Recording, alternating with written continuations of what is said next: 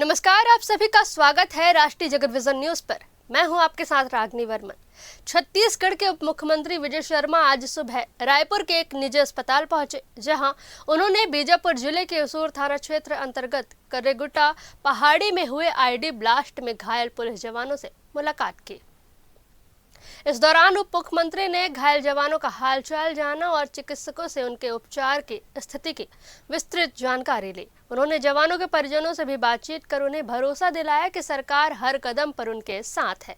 मुख्यमंत्री विजय शर्मा ने घायल जवानों से घटना की जानकारी ली और उनका मनोबल बढ़ाते हुए कहा कि शासन और प्रशासन हर परिस्थिति में जवानों के साथ खड़ा है।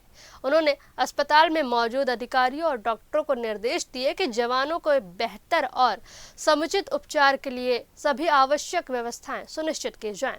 उप मुख्यमंत्री ने कहा कि नक्सल विरोधी अभियान में तैनात हमारे जवान अत्यंत साहस और समर्पण के साथ देश और प्रदेश की सुरक्षा में लगे हुए हैं और उनका त्याग अतुलनीय है।